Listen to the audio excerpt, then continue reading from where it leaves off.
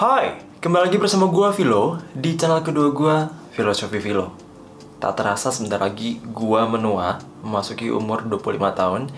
Dan mungkin video ini akan dipublish tepat di tanggal ulang tahun gua, atau mungkin beberapa hari setelah, yaitu 14 Mei. Ya. Dan di umur gue yang menua ini, gue akan membongkar sedikit hal-hal yang mungkin penonton gue, followers gue tidak ketahui atau belum ketahui tentang gue, tentang betapa penyakitannya gue.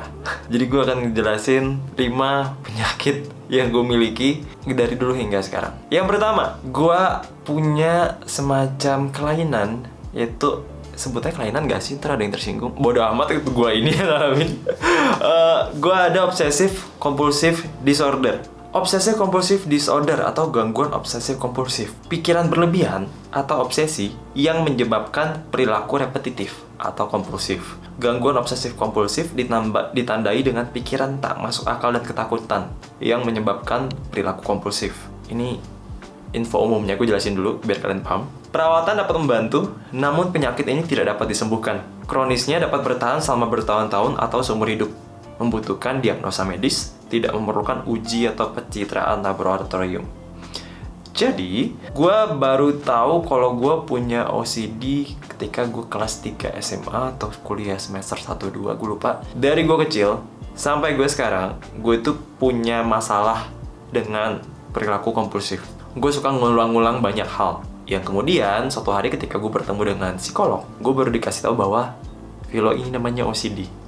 Dan nampaknya OCD kamu cukup parah. Dia sempat nanya sih, mengira bahwa mungkin ini terjadi karena pengalaman masa kecil, trauma atau apapun yang bahkan gue nggak ingat sampai sekarang. Penyebabnya apa? Dimulainya dari kapan? Jadi OCD yang mungkin kalian ketahui itu lebih umum dikenal dengan orang-orang yang misalnya clean freak banget, mandi tuh lama, cuci tangan lama, pokoknya pengennya bersih banget. Karena mereka ada pemikiran yang berlebihan tentang kuman, kotor, dan lain sebagainya. Namun OCD gue agak lain. Gue nggak segitunya clean freak, tapi gue sangat benci lengket. Gue nggak bisa nyentuh minyak sedikit pun pakai tangan. Ya bisa kalau dipaksa, tapi akan timbul rasa nggak nyaman. Jadi gue ketika makan harus ada peralatan makan, termasuk ciki sekalipun gue nggak mau itu nyentuh di tangan gue. Bahkan kadang kayak gue istilahnya apa ya, tuang langsung dari bungkusnya. Popcorn gue nggak suka makan di bioskop karena harus nyentuh pakai tangan. Tapi OCD yang gue alami ini lebih kentara ke perilaku kompulsifnya, bukan tentang kebersihannya. Gue sangat sering mengulang-ulang suatu hal karena takut. Misalnya ngecek kunci rumah udah dikunci atau belum, tapi bisa lebih dari 2-3 kali. Kalau misalnya orang pada umumnya kan takut nggak dikunci terus ngecek lagi cuma sekali gitu, karena memang ada kekhawatiran. Bisa itu OCD ringan kayaknya. Nah kalau gue tuh, gue udah tahu itu udah dikunci, tapi gue ada keinginan untuk ngulang lagi, ngecek lagi, atau hanya sekedar keinginan untuk megang handle-nya terus ceklek, udah atau belum. Yang akhirnya sangat berdampak ke keseharian gue, mengganggu kehidupan gue, tapi tidak mengganggu sekitar gue. Ada greget atau keinginan mengulang suatu hal. Contoh hal lain, matiin WC. Ya udah mati, ya harusnya ya udah selesai gitu. Kadang gue bisa kayak udah mati, gue nyalain lagi, gue matiin lagi, gue nyalain lagi, gue matiin lagi. Dan di segala aktivitas gue, bukan cuma lampu. Bisa nonton film Netflix, gue mundurin lebih dari 5 kali. Terus batuk, gue kalau gugup, gue ada perilaku kompulsif yang keluar, yaitu gue batuk berulang-ulang, padahal gue nggak batuk. Itu hanya terjadi ketika sebelum syuting, sebelum acara, atau ketika gue terlalu senang dan lain sebagainya. Dulu gue sering dapat musuh karena perilaku kompulsif gue yang lainnya adalah berusaha untuk lihat mata orang berulang-ulang kayak, terus kayak, dan kadang beberapa orang tidak nyaman akan itu. Dari situlah gue baru tahu kalau ternyata itu namanya OCD, Obsessive Compulsive Disorder. Dan juga gue nggak self-diagnose, gue taunya dari psikolog. Tapi sampai sekarang gue ngerasa biasa aja. Ganggu, iya, cuman nggak yang gimana-gimana sih. Kayak teman-teman gue juga udah memaklumi itu, dan ya gue nggak anggap itu sebagai suatu hal yang sangat mengganggu. Sangat mengganggu, tapi gue nggak anggap itu penting-penting banget. Meskipun cukup parah, tidak bisa makan pakai tangan, makan McD, KFC pakai sendok garpu plastik, dan lain sebagainya. Itu yang pertama. Yang menurut gue sebenarnya, yang menurut teman-teman gue sebenarnya itu udah parah. Tapi gue ada penyakit lain yang lebih mengganggu, tidak kalah mengganggu.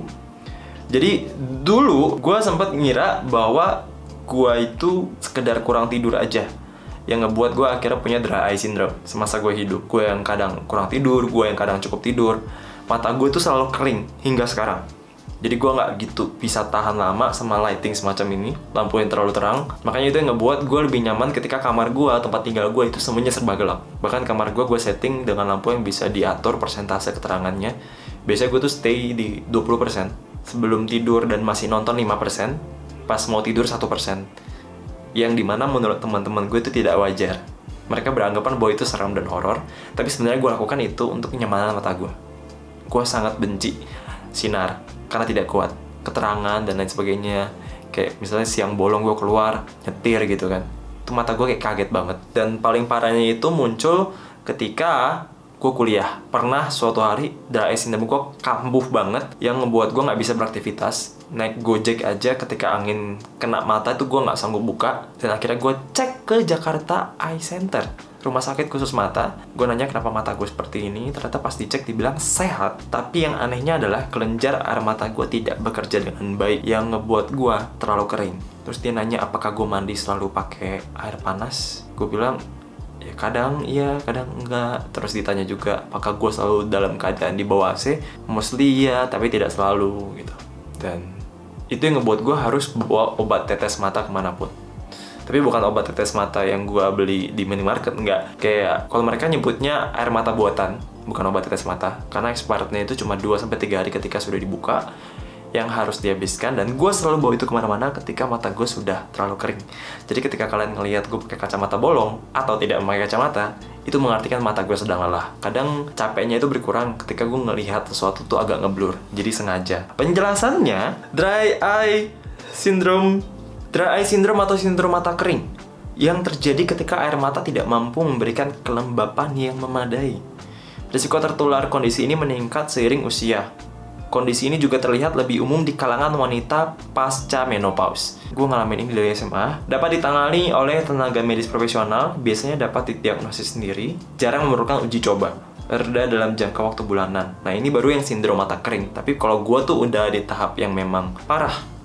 Jadi awalnya gue kira gue cuma dry eye syndrome. Awalnya, karena gue udah cek ke Jakarta Eye Center. Sampai suatu hari, teman gue yang dokter, yang kebetulan satu sering banget nongkrong sama gue, dia menyadari bahwa ternyata yang bermasalah dengan gue bukan cuma mata gue yang kering, tapi kulit gue yang kering, muka gue yang kering, kepala gue yang kering, kulit kepala yang kering, mata yang kering, dan gue yang sering sariawan dan lain sebagainya. Sampai akhirnya dia bilang ke gue, Phil, kayaknya lu bukan cuma dry eye syndrome deh, tapi Sjogren syndrome. Jadi menurut gue ini lebih serius. Coba lu cek lebih lanjut ketika itu lagi parah. Kalau lagi enggak ya udah sebisanya aja gitu. Nah, ketika akhirnya gue searching tentang Sjogren syndrome, ini lebih relate ke gue dibandingkan dry eye syndrome. Sjogren syndrome adalah gangguan sistem kekebalan tubuh yang ditandai dengan mata kering dan mulut kering. Makanya gue kalau syuting, kalau kalian sering lihat dari dulu sampai sekarang gue sering kayak gini.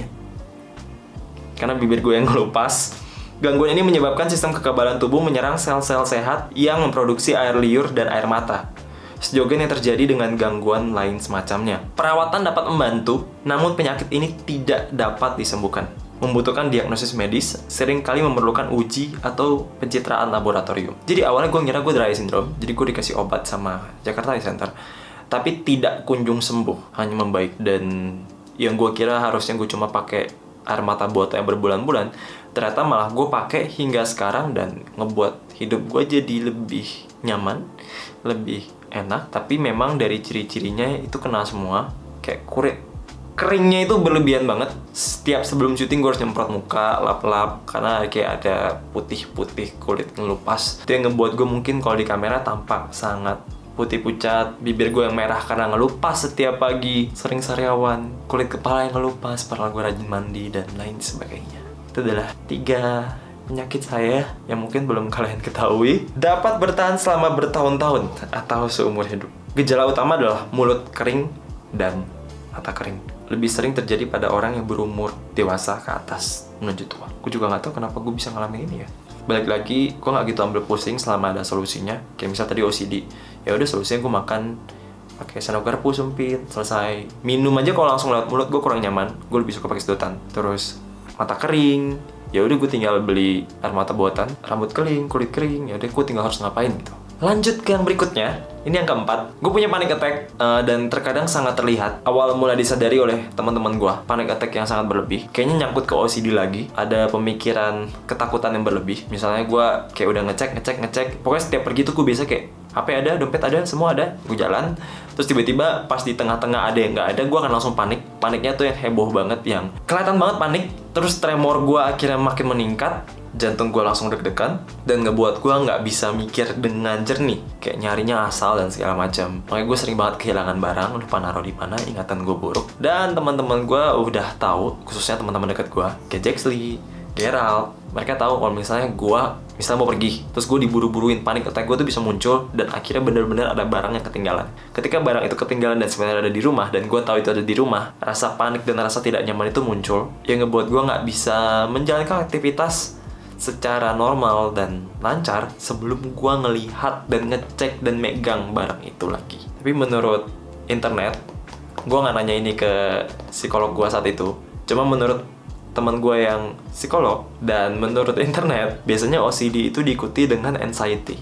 Tapi anxiety ringan sih, karena gua nggak sampai kayak teman-teman gua misalnya kayak Natasha atau Feby atau David yang memang punya anxiety disorder. Itu kayak misalnya yang mikir aneh-aneh, terus tiba-tiba merasa rendah diri, sedih sendiri dan lain sebagainya. Gue nggak sampai kayak gitu. Anxiety gue cuma sebatas yang panik tadi, ketakutan itu, dan nggak mengganggu kehidupan gue di keseharian. Dan yang terakhir, ini yang terakhir yang memang udah kayaknya followers gue udah tahu. Gue tuh punya tremor yang cukup parah, entah karena kurang tidur kah, entah karena apa, tapi ini sudah terjadi semenjak gue akhir SMP atau awal SMA, gue lupa. Jadi tangan kanan gue itu tremor dan lumayan parah. Ini lagi tangan gue tremor dan lumayan parah, tapi ini lagi membaik. Kalau kalian lihat ini agak kelihatan. Nah, yang kiri enggak, yang kiri dikit dong, cuma nggak separah yang kanan. Nah, ini yang paling aneh sih sebenarnya. Balik lagi tapi tidak mengganggu kehidupan gue. Cuma terlihat aneh aja bagi orang-orang. Semakin ringan benda yang gue pegang, semakin terlihat getaran itu. Semakin berat, ya kayak nggak kelihatan. Tremor adalah gerakan tanpa sadar, mulai dari ringan sampai berat dan umumnya terjadi pada tangan, kaki, wajah, kepala, dan pita suara. Wah, baru tahu. Karena tremor gue cuma di tangan. Tremor dapat disebabkan oleh hal-hal di luar penyakit. Contohnya meliputi kelelahan otot ekstrim karena olahraga atau efek samping obat. Nah, tremor itu wajar terjadi ketika lu kelelahan. Sedangkan tremor gue terjadi dari dulu hingga sekarang, ya kalau lagi ngapa-ngapain. Ini gue lagi tidur cukup, lagi sehat-sehat aja. Tapi tremor gue segini, nggak terlalu parah. Nah, ketika gue lagi capek, ini tuh parah banget. Dan ketika gue megang benda ringan, misalnya makan, sendok gue getar, makan sup kesulitan, makan mie-nya kelihatan goyang, ngasih lembar ujian getar-getar, jadi orang ngeliatnya itu aneh banget karena kertasnya ikut getar. Dan dia berlangsung sampai sekarang, nggak mengganggu kehidupan gue juga, maksudnya kayak ya tetap bisa beraktivitas seperti biasa. Dan itu dia 5 penyakit yang gue miliki di umur ke-25 ini.